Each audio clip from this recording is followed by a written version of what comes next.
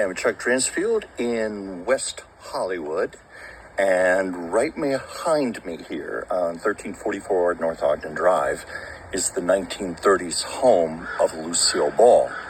Lucy came here in 1933, and by the following year, she had brought her brother out here, and together they saved up everything they had so they could bring their mother, grandfather, and cousin Cleo, who was like a sister to Lucy, out here so they could all live together under one roof. Lucy was a very family-oriented woman, and she drew her strength from her family.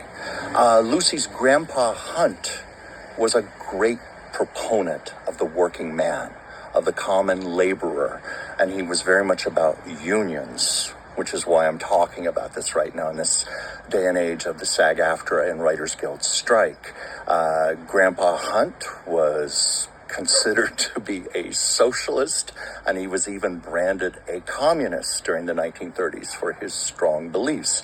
Lucy got him a job in the carpentry department at RKO Studios once she was signed there, thinking that would make him happy and it would give him something to do with his time that was constructive. He was a furniture worker back in Jamestown, New York.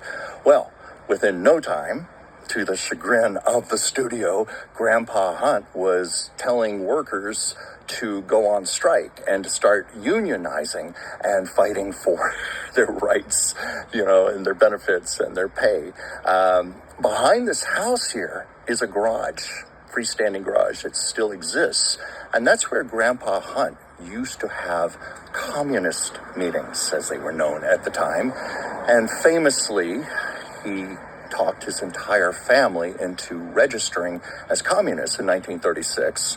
And that, as we know, came to haunt Lucy very, very badly during the Red Scare of the early 1950s, when she was at the peak of her career with I Love Lucy, and it was revealed that there were signed documents where she was registered as a communist at one time.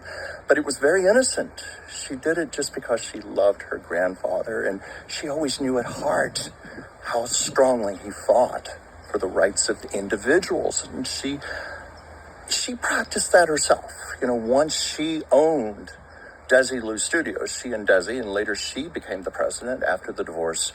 I have personally talked to people who said that Lucy was one of the fairest bosses they ever worked for. And that was also said of Desi. They always looked for the needs of the workers, and they had tremendous respect for the creative people. And they knew that the creative people were the lifeblood who made it all happen.